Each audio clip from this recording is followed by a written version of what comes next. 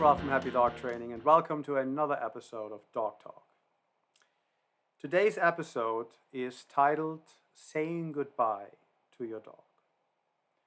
It is a podcast episode that has a companion article on our webpage, and it is a very sober episode. It is an episode where we're going to talk about the end of life for our beloved dogs. I'm going to go over the things that can happen, that you can see, that could potentially happen with your dog, things that I've personally experienced.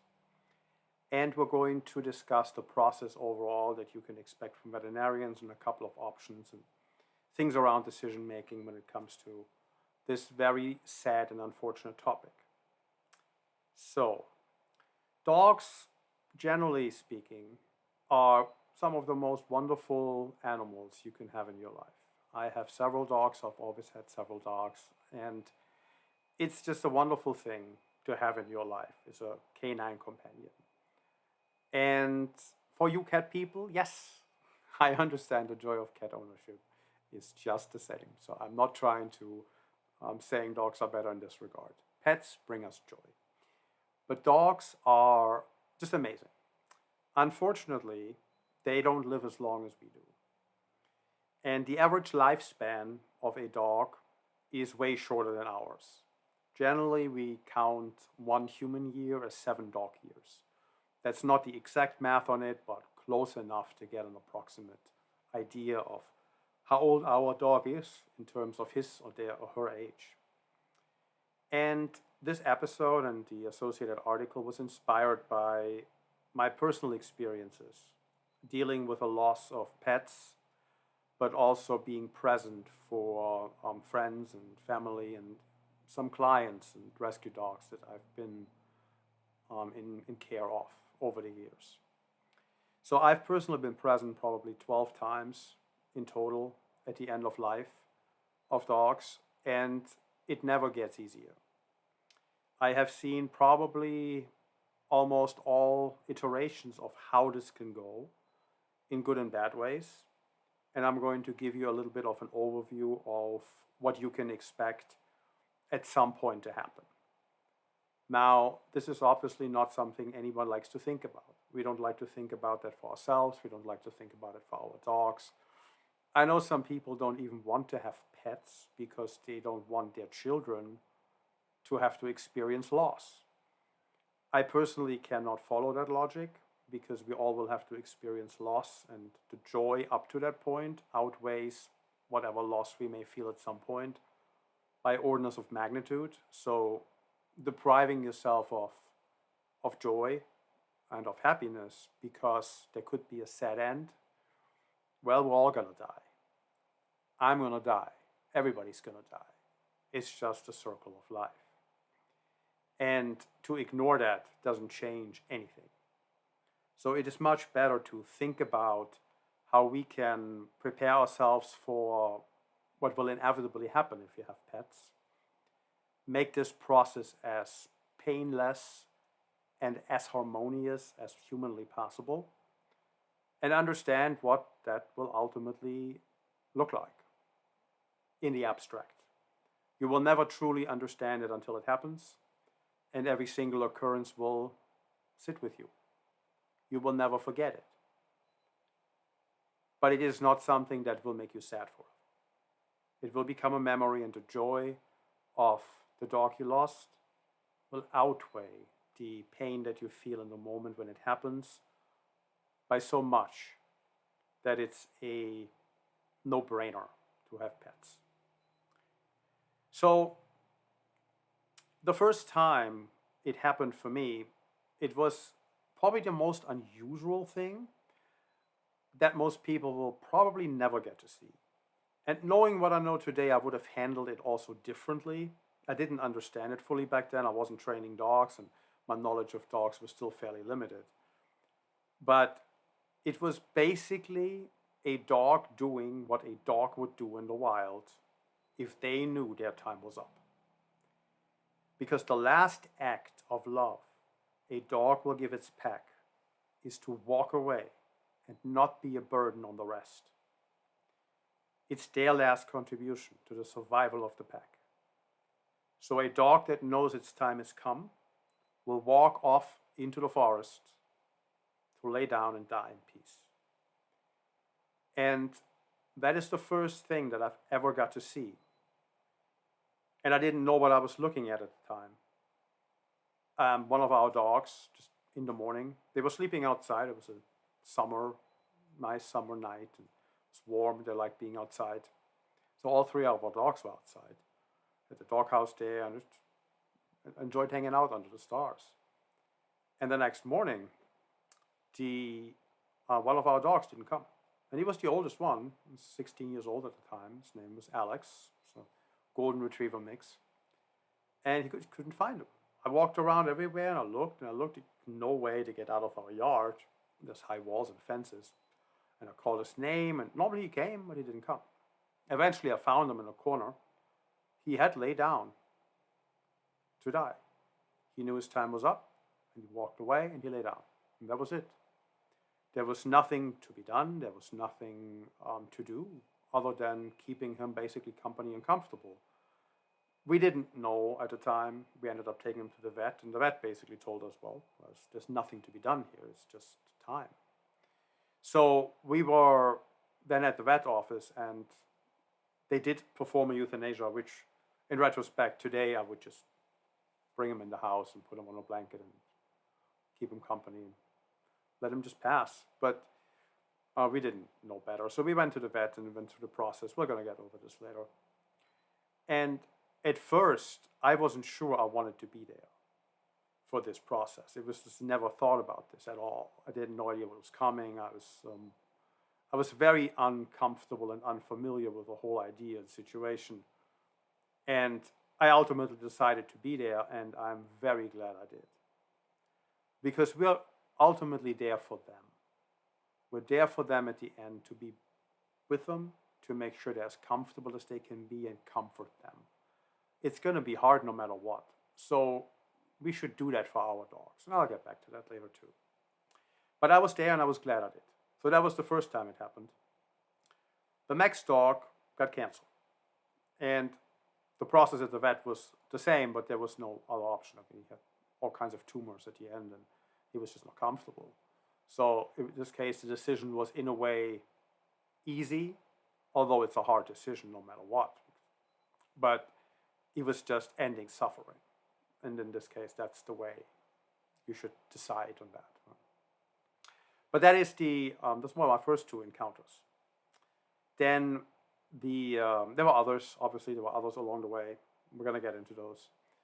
But my dog Sylvester, who was with me for 14 years, and was my special dog, he passed away in 2021. And this is the first time I have ever seen a completely natural and peaceful end. Because he peacefully fell asleep on his own dog bed in our home into his final rest. No doctors, no needles, no nothing. No injections, just closed his eyes and drifted away. And it was also the first time that I got to see how the other dogs responded to it. Because what do we normally do? I mean, we have an emergency of some sort, the dog ends up at the vet and just doesn't come back. So if you have other dogs, they don't know what happened to him or her. And they always wonder, and I've seen this in the past too. So in this scenario, I got to see what I always suspected would to happen, which is that the dogs who had a close relationship with him sniffed the body longer, spent more time and seemed more impacted by it. And the dogs who didn't have a close connection just moved on. It's like, oh, okay, not a problem. So it is kind of like with us. If you care about someone who passes away, you grieve and you experience loss. And if you don't, it's just not really that relevant. If you don't know them, have no relationship. So exactly the same way it is with us as you would expect, actually. But the first time and the only time I've ever seen it. So how do we make these decisions about when is the time and when we should and shouldn't? It's a question that clients have asked me over the years many times. And I'd like to distinguish those into two different categories. There is the medical decision, and then there is the behavioral decisions, where a dog has become dangerous and has done things that we can't just look past. But let's start with the medical decision first. And these are ultimately very personal choices of when is the right time to say goodbye in this circumstance, when your dog has a cancer, or he can't walk anymore, he has mental decline. There's all kinds of things that dogs can have. And my personal view on this is, if the bad days or the bad moments outnumber the good ones, it's probably time to start thinking about it and deciding, is this still a life worth living for your pet? Because we can give our dogs the comfort of not having to suffer. And there is not really a value in suffering. So I prefer my dogs not suffering. Now, with Sylvester and then also with Max, who also passed away. Sylvester passed away at the age of 17, and Max passed away at the age of 19. I was able to keep them very comfortable at the end with cannabis. So I had worked with veterinarycannabis.org. It's an organization that treats all kinds of conditions with CBD and THC, and has veterinarians that can help you, guide you, and especially when you have end-of-life care, you have dogs with joint issues or in pain or have tumors. There is definitely a lot of value in exploring that for just keeping your dog comfortable, preventing pain, preventing suffering, and keep them happy longer. So my dogs, who lived to be pretty long, I have German Shepherds, they were not uncomfortable at all. They weren't suffering. And that was because at the end they had all health conditions at the end.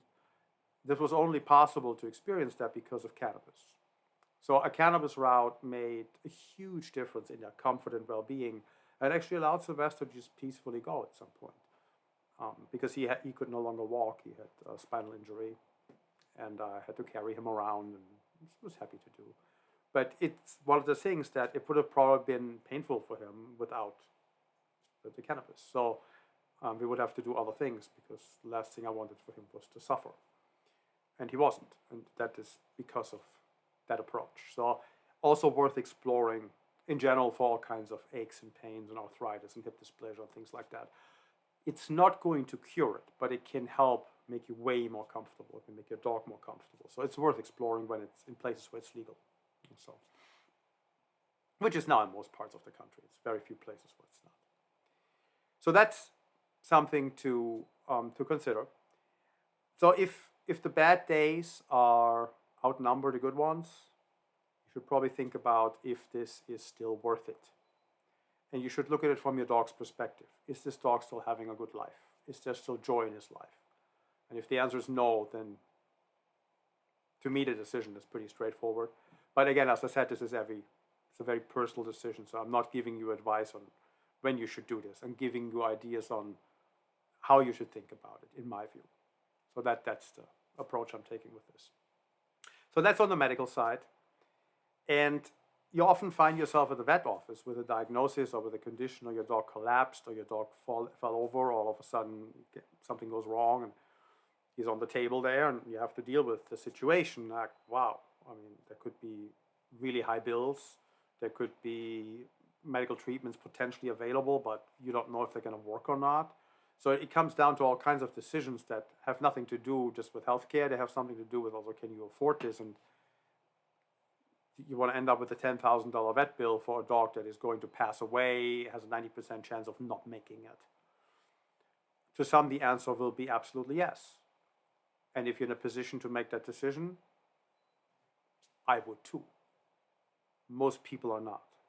And that is also something to keep in mind in that. So you have to make a personal choice of what you can and cannot do in this circumstance. And there's some things we talked about in our veterinary episode I would encourage you to look back to and listen to, about how you can finance veterinary costs and deal with some of those offsets and set yourself up so the cost factor does not become the decision factor, because there's ways of working towards that. Okay, so that's the medical part. Let's talk about the behavioral part. So when you have a dog that ends up attacking someone, biting someone, potentially killing someone, well, if they're killing someone, the decision will probably be taken out of your hands by animal control, and the dog will be euthanized most likely. But if the dog has become dangerous in some way, shape, or form, and you can't trust it anymore, there's too many incidences, or you're worried, this is often when dogs get euthanized for behavioral reasons. And there is a whole lot to be said about this in terms of what training you should try, what path you should explore. This goes very much into, should aversives be used in training to trying to stop an aggressive behavior and trying to make that dog safe again for people around them, or do you completely oppose the use of aversives in training? So this is a whole debate about why it's more humane to euthanize the dog. Well, it's an easy thing to say if it's not your dog that you love. But if it's your dog that you care about, then that answer is just not something that you, A, want to hear, B, should hear, and C, whoever says it. Okay, let's not go there. So, for behavioral reasons, make sure that you explore all training options before you just listen to just a single source, just a trainer, one trainer, just one veterinarian, just one veterinary behaviorist, just like one person telling you what his dog must be euthanized. Get some other opinions, branch out, talk to other people, get some more insight into that. There's a lot of ideology in these recommendations, and there shouldn't be. And I don't want to make this episode about this. I just want to make you aware of, get multiple opinions from different types of dog trainers, different types of veterinarians, different types of veterinary behaviorists. Okay?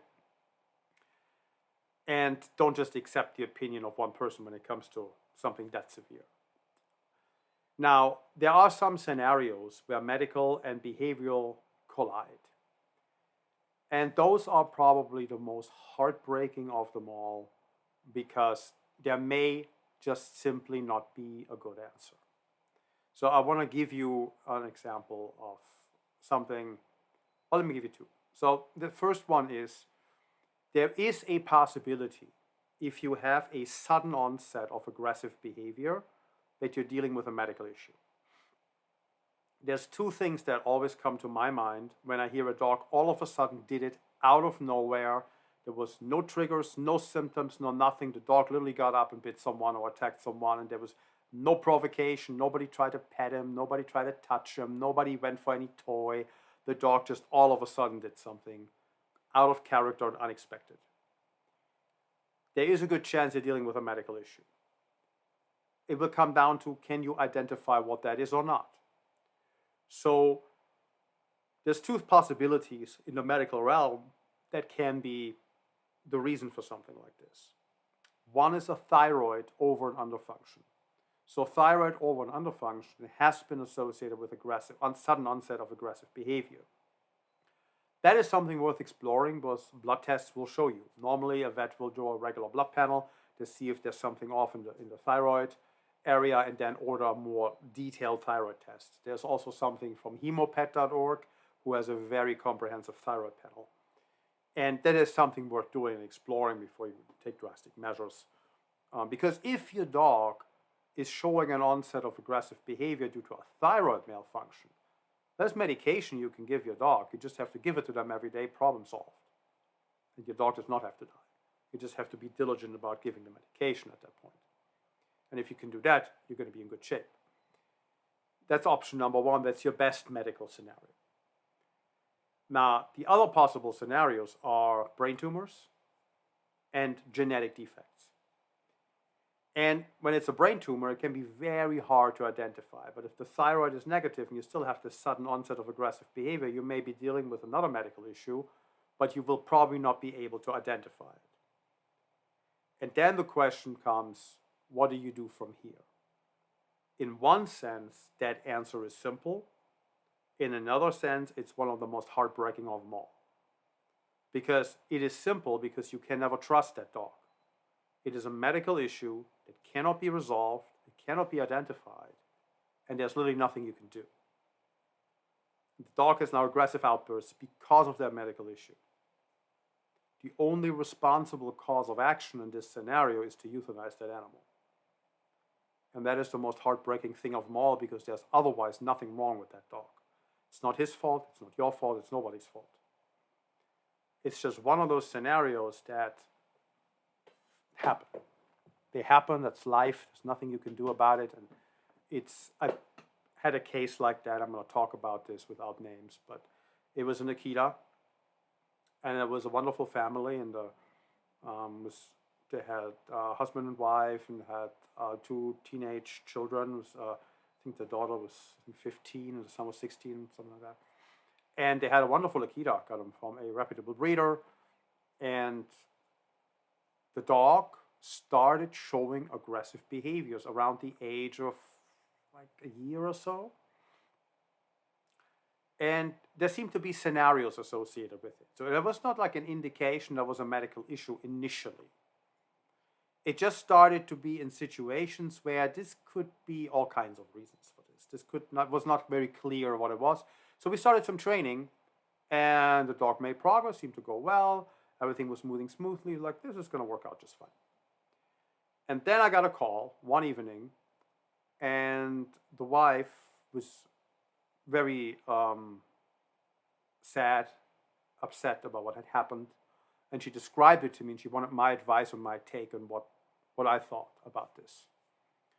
And it was a scenario, obviously, like the one we're discussing right now. It was a medical scenario. We didn't know that at the time, but it turned out to be a genetic problem. But here's what had happened. So the daughter was sitting on the sofa reading.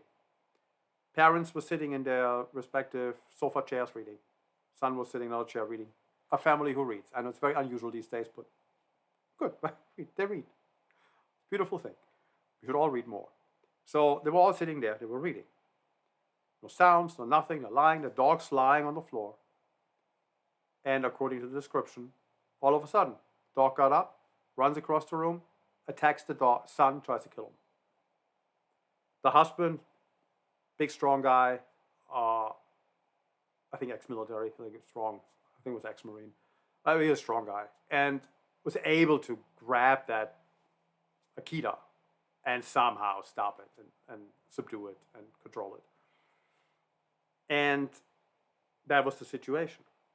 That is a completely unexplainable aggressive behavior. There's no like behavioral reason. Nobody did anything. There was nothing that triggered that. The dog just, boom. Clear indication of a medical problem. Now, they didn't pull the trigger at this point in terms of like going to the vet, and they took way more precautions and leash and crate and everything. They were not sure what to do. They loved that dog. I mean, it was a sad part. But then they started reaching out to other people who got puppies from that breeder, and they all had the same problem. There was, I think, 5 in that litter. 3 had already been euthanized for this kind of behavior, and the other 2, not for 6 puppies. 3 had already been euthanized, and 2 others. Similar situation they were in. And then they decided that was the right thing to do. We had a couple more conversations about that, and I think they ended up suing the breeder. And who knows if the breeder is at fault here either. I mean, this may not be detectable in genetic testing even. It could be, who knows? I mean, I have no idea if there was anything that the breeder did that was negligent of any kind. It's hard to know. But this is a scenario that's just it's heartbreaking. Right? It's like they loved that dog. It was a wonderful, very nice dog. I like that dog. I like working with that dog. But when you have a behavior like that and it's medically driven or just genetically driven, there's nothing you can do. It's just too dangerous to live with this dog. And that is the real problem. It's too dangerous to live with him. So you can't live with him. You can't adopt the dog. You can't give him to anybody else either, right? It's like, this dog is literally dangerous, and it's nobody's fault. Nobody did anything wrong. Nothing ever bad happened. It's just life. It's very unfortunate, but they had to say goodbye to their dog and had to go through the process of euthanasia at the vet. So that's a medical scenario. Now, let's talk about the overall process at a veterinarian. Because I don't want to spend too much time on this, but I think it's important to understand how this goes at the veterinarian. just so you have an understanding when it happens, that you are mentally better prepared. I think it helps, just know. So it's not, okay, so when you go in, or when the situation occurs while you're there, or whatever this entry scenario may be, the decision comes down to, we need to put the dog to sleep. Then what normally will happen is that they will get you into a private room, one of the exam rooms. They will probably ask you to wait in the car before you come, and then when you come in, you can go straight into a room. You don't have to sit in the waiting room. They will ask one of your family members to go and settle the bill up front and ask you if you would like to have the ashes returned, or you want a paw print, or things like that, on your cremation, public cremation, and settle the bill before anything happens. And this is not done out of greed. This is actually a very smart thing to do, and I suggest you do that, because the last thing you want to deal with is standing in a waiting room, waiting in line with people after. Just deal with it first and get it out of the way. So it's a smart thing that they're doing it this way. It's the right thing to do. And if you want ashes or paw prints, it's personal decisions. You decide those things for yourself, if this is important to you or not. There's no right or wrong. Everybody's different. So if it means something for you, then do it. If not, then don't. Just know you can't change your mind later. So if in doubt at all, take it. And if you end up not having a whole lot of need for it, then maybe the ashes just fertilize your garden, and your dog can be with you in spirit that way. So, but back to the process. So you go into the room, and when you're in the room, the veterinarian will come in. So not, the vet techs often, it varies by vet, but sometimes the vet techs will want to take your dog out of the room to set the catheter, because there can be a struggle with some dogs and they don't want you to see that. I am there for my dog. I want this to be easy for my dog. So I will tell them this will happen here in front of me, and he's not going anywhere. You do this right here in the exam room. I had only one time at one vet, so 12 times I've been there. I told you this earlier. One time, one vet tech literally started arguing with me about this in this moment. And this wasn't my own dog. This was a rescue dog I had to take in. It's a dog I cared about. Well, it was one of my personal pets. She kept insisting that they need to take him to the back room. She got very close to having a very bad health day. Let's put it that way. This is not the time to argue with people. It really isn't. But she left the room, and then the vet came in, and they had no problems doing it there. They want to spare you, but they don't understand what they're actually doing sometimes. I mean, this is super emotional. This is sad. This is horrible. This is as bad as it's already going to be. You're going to lose your pet. And a vet tech starts arguing with you. I mean, seriously, that one. Anyway. So that is hopefully not something that happens to you. This is rare. I've seen this once in 12 encounters, so hopefully this is not a common occurrence, because that's completely unacceptable. So the vet will come, they set the catheter, and they will then give your dog a sedative. That's the first thing they do. The sedative just calms them down. They become sleepy, they become groggy, become very mellow. But the dog is going to sleep there. They're not going to completely pass out. They're not going to be unconscious, but it'll be very sedated kind of thing. It's the first thing. And then they give you time. They set everything up and get it ready, and then you have as much time as you want to at that stage before they put the last drug in. And the last drug will stop the heart. And then after that, again, you will have time. I've never seen anybody be pushy about any of that, so you will have time in the room to be with your dog as much as you want to be, and as long as you want to be, and then just leave when you're done and just walk out. So that's the process, generally speaking. That's what you should expect at a vet office. There could be slight variations to this, but this is overall how it looks like. That's how it's looked like in all scenarios I've been part of. Now, here's something that happened one time, and that was a Who was that? I think it was another rescue dog. I don't think when I say rescue dog, I mean a dog that belonged to my German Shepherd rescue. That was a health issue, it was cancer, I think. But that dog was not taking well to the drug. And that is a very tough thing to watch. So the dog was fighting the drug, the euthanasia drug, not the sedative, but the euthanasia drug. And this took far longer than I've ever seen this take. And the vet was becoming quite uncomfortable with it herself because she gave him another dose. And I think she was quite grateful that I was able to handle this situation. If this would have been my own dog, I don't know how well I would have handled it. Luckily, that was not a dog that belonged to my own family, so it was easier in air quotes. I mean, it's not easy, but easier in comparison.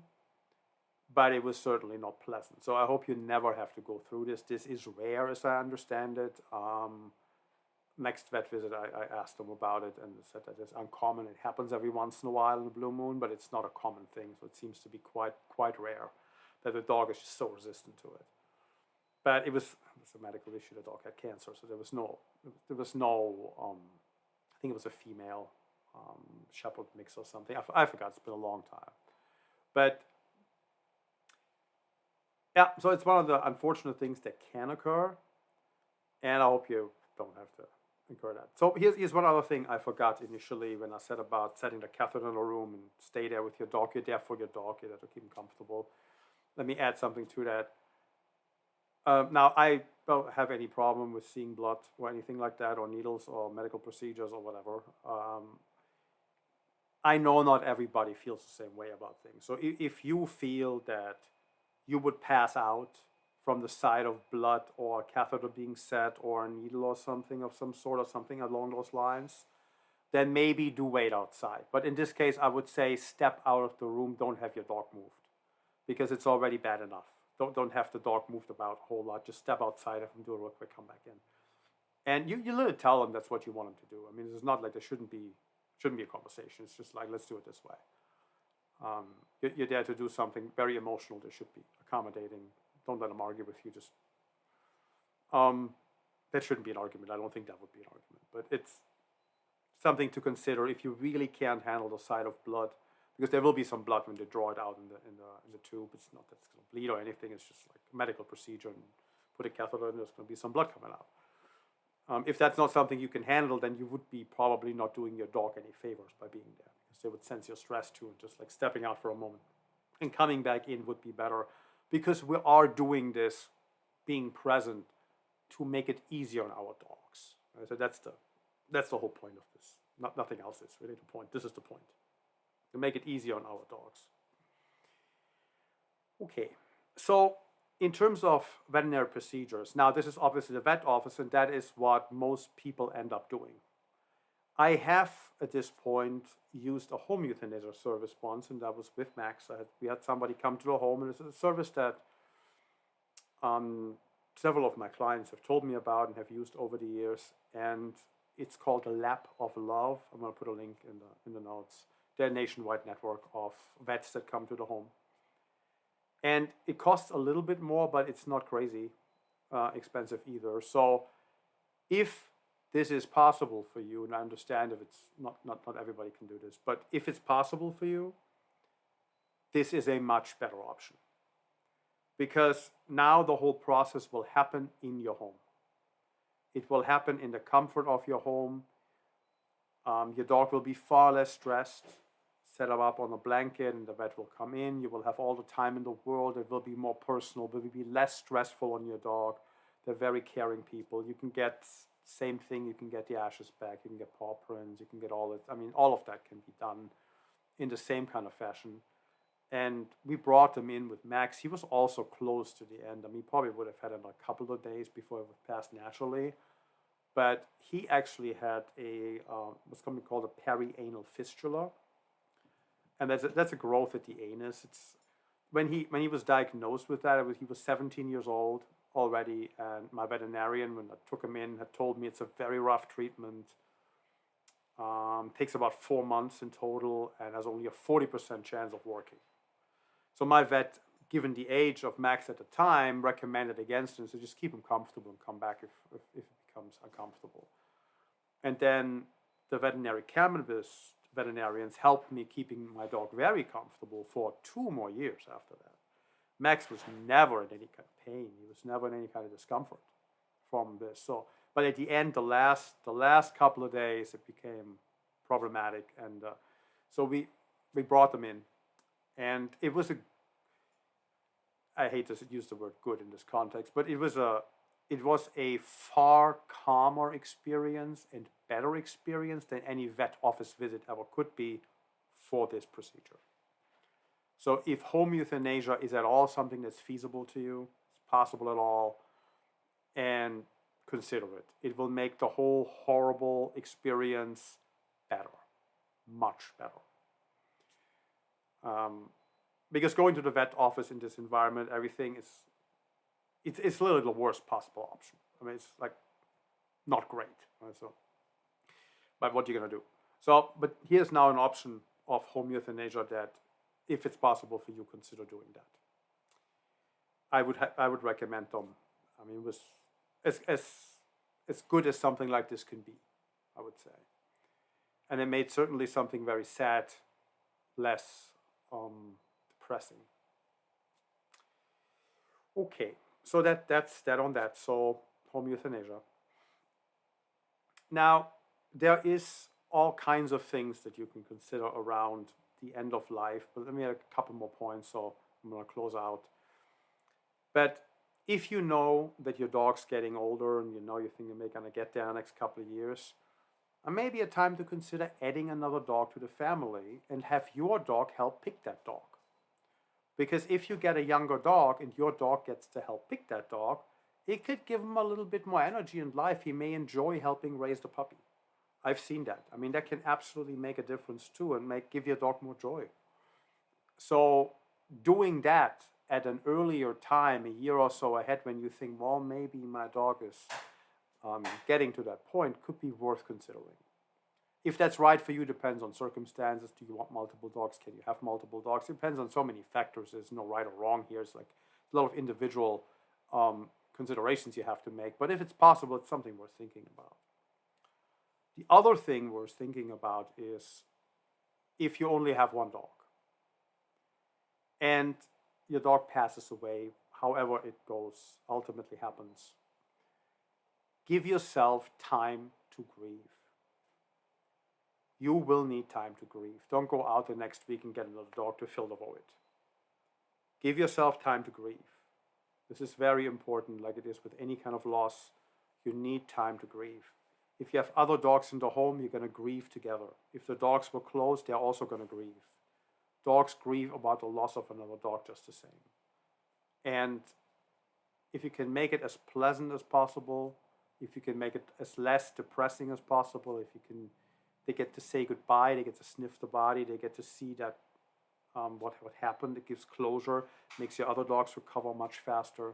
So there is benefits to taking an approach in the home and closing life in a more harmonious way that you can in the traditional route.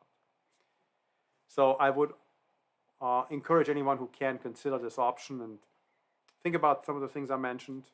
I know this is not an uplifting topic. This is not like super exciting to listen to, but I think it's all very valuable information, and I hope that it can help you maneuver this minefield a little better, be a little bit better prepared, and hopefully don't have to deal with it for many, many, many years to come with your own personal dogs. But all my experiences over having had dogs for 19 years, now 18, longer than that, 20 years I had dogs now. And so all this time, I learned a lot about this process, and I shared it in this podcast, and there's a little bit more in this article that this goes along with, which is also linked in the show notes. So it's something for you to help you prepare yourself, think about a topic that nobody wants to think about, at least once consider some options, be better prepared, and know what's probably going to happen when the time unfortunately comes. Okay, so I hope you found this valuable, you got something out of it, and I will see you again next week. Bye.